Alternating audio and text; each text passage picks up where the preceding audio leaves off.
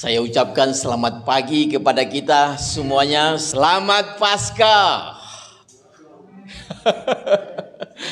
Harusnya di hari kebangkitan ini kan hari kemenangan, ya. Semangat Paskahnya itu harus tinggi, saudara. Sekali lagi, selamat Paskah. Kita berikan kemuliaan bagi Tuhan. Dan di hari kebangkitan Tuhan ini, saya mau saudara yang kekasih menceritakan peristiwa mulai dari kematian Yesus sampai kebangkitannya, sampai dia naik ke sorga. Kenapa saya perlu menceritakan semuanya itu? Supaya membuktikan bahwa Yesus Tuhan kita itu bukan mati, tapi dia hidup. Betul dia mati disalib, dikubur, tapi 3 hari kemudian dia bangkit dari antara orang mati itu. Amin. Jadi kalau ada orang yang berkata Yesus Tuhannya orang Kristen itu adalah mati, kita tunjukkan dalil-dalilnya bahwa Yesus Tuhan kita itu bukan mati, tapi dia saat ini hidup dan berada di surga. Amin. Hari ini kita hanya memperingati peristiwa yang pernah terjadi 2000 tahun yang lampau. Mari saudara yang kekasih, kita perhatikan terlebih dahulu dalam 1 Korintus pasal 15 ayatnya yang ke-14. Firman Tuhan ini berkata dengan jelas, kalau Kristus tidak dibangkitkan, maka sia-sialah pemberitaan kami dan sia-sialah kepercayaan kamu. Dan di hari kebangkitan Yesus ini, saudara yang kekasih, kita mau membuktikan bahwa Yesus itu betul-betul sudah bangkit dari antara orang mati. Sebab kalau tidak ada buktinya, nanti dikatakan kita orang Kristen itu buat karangan-karangan sendiri. Dan kita akan melihat Lukas pasal 24 ayat 1 sampai ayat 3 membuktikan bahwa Yesus Tuhan kita itu sudah bangkit dari antara orang mati. Ketika Maria Magdalena bersama dengan para murid lainnya datang ke kubur itu, kuburan itu buktinya Yesus itu hidup, kuburnya kosong.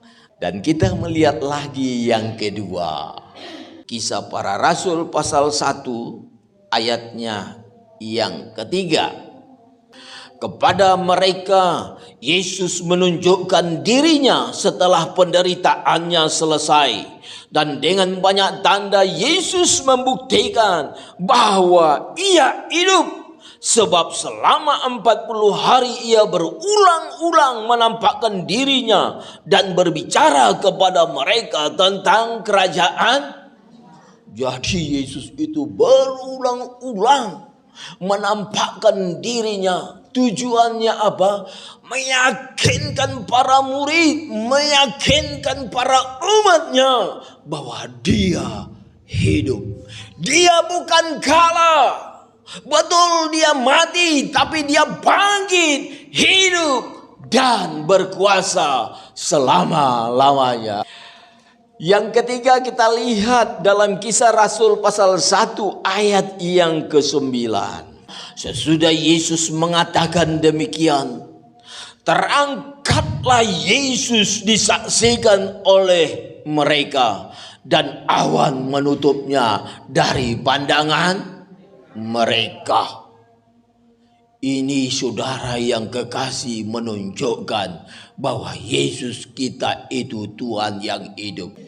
Jadi ketika dia terangkat dan mau naik ke surga, ada yang menyaksikan, itulah para murid. Satu sejarah akan kuat apabila ada saksinya. Kalau satu sejarah tidak ada saksinya, orang akan katakan itu bohong. Karena Yesus itu hidup dan menyediakan surga bagi setiap umatnya. Itu sebabnya Yesus berani berkata, "Akulah jalan, kebenaran, dan kehidupan. Tidak ada manusia satupun bisa selamat tanpa melalui Yesus." Jadi kita yang sudah percaya kepada Yesus itu suatu anugerah Tuhan. Tidak banyak orang yang percaya. Tidak banyak orang yang masuk surga itu. Tidak banyak. Sebab apa? Hanya sedikit yang percaya. Kemarin ada yang bertanya kepada saya, "Pak, susah sekali untuk mengerti tentang Tritunggal Allah ini." Saya katakan orang Kristen juga banyak yang gak mengerti tentang Tritunggal Allah kok. Tetapi kenapa orang Kristen itu percaya bahwa Yesus Tuhan, bahwa Yesus ada di sorga, bahwa Yesus hidup? Sementara mereka yang dari saudara kita Ismail susah sekali untuk percaya tentang Tritunggal ini. Jawabnya adalah karena orang Kristen itu dapat kasih karunia, dapat anugerah Allah. Amin. Itu yang membuat kita percaya Yesus itu Tuhan. Itu yang membuat kita percaya Yesus itu hidup. Yesus itu berkuasa. Kalau kita nggak dapat kasih karunia, nggak dapat anugerah Tuhan, susah percayanya. Susah. Dan jujur saudara, kalau saudara percaya Yesus, itu karena anugerah Allah. Andai kata saudara tidak dapat anugerah Allah, saudara pun gak mungkin bisa percaya. Dan kita yang sudah percaya Yesus ini, perhatikan, tiket keselamatan itu sudah ada di tangan kita. Hanya kita tinggal mempertahankan untuk sampai ke surga, sampai ketemu muka dengan Yesus. Amin. Ada satu lagi yang betul-betul meyakinkan kita bahwa Yesus itu hidup dan dia ada di surga. Kita perhatikan saudara dari Markus pasal 16 ayat 17 sampai 18. Saya bacakan saudara. Dikatakan firman Tuhan, tanda-tanda ini akan menyertai orang-orang yang percaya. Mereka akan mengusir setan-setan demi namaku. Mereka akan berbicara dalam bahasa-bahasa yang baru bagi mereka. Mereka akan memegang ular dan sekalipun mereka minum racun maut, mereka tidak akan mendapat celaka. Mereka akan meletakkan tangannya atas orang sakit dan orang itu akan sembuh. Jadi membuktikan bahwa Yesus Tuhan kita itu sudah bangkit dan hidup. Kuasanya tetap sama dari dulu, sekarang, bahkan sampai selama-lamanya. Dan hebatnya saudara, kepada para murid, kepada orang percaya, juga dikasih Tuhan kuasa. Makanya dikatakan tanda-tanda ini akan menyertai orang yang percaya.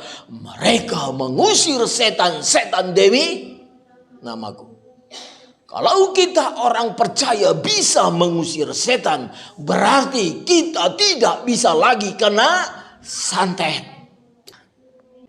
Kalau ada orang yang berkata, orang Kristen itu menyembah manusia, katakanlah kepadanya, andaikan orang Kristen itu menyembah manusia, orang Kristen itu tidak memiliki kuasa. Yang bisa saya minta angkat tangan dulu ya, jangan jawab dulu. Yang saya tanya sekarang, murid yang bernama siapa yang pertama kali ketemu dengan Yesus? Jadi bukan yang kali ke kubur Yesus, tetapi yang pertama kali ditemui Yesus di kuburnya. Siapa yang bisa kami angkat tangan? Ibu? Iya. Maria Magdalena. Yo, puji Tuhan, benar. Jadi dia yang pertama kali datang. Yang kasih hadiah Bu Gembala. Pertama kalinya Ibu Gembala. ditemui. Iya, gitu. Iya. Iya, gitu. Penyerahan. Oke. Iya, masuk pertanyaan yang kedua. Pada saat Tuhan Yesus mau disalib, saya baca itu ada 3, yaitu jam yang disebutkan, ya, yaitu pertama kali pukul 9, kemudian pukul 12 terjadi sesuatu, gempa, ya, suasana menjadi gelap. Yang saya tanyakan, jam yang terakhir pada saat Yesus menyerahkan kepada Bapa. Siapa yang bisa jawab? Iya. Iya, betul. Ya, betul. Jam 3. Iya. Ayo maju. Pertanyaan yang ketiga, saya minta Iya. dan perhatian, semangat. Yang bangkit selain Yesus, ada yang telah dibangkitkan, yaitu pada saat dia mati dibangkitkan, yang bernama Lazarus. Saudara jangan terkecoh ya, karena itu yang sudah saya lakukan. Tetapi ada 2 orang yang Tuhan nyatakan, bukan pada saat dia mati bangkit, tetapi pada saat dia hidup, dia diangkat oleh Tuhan. Siapa yang bisa menjawab? Saya minta angkat tangan. Suaranya Yang bisa menjawab angkat tangan ya. Yang tidak angkat tangan itu bukan. Iya. Tangannya nggak jelas. Mari dikasih hadiahnya, Ibu.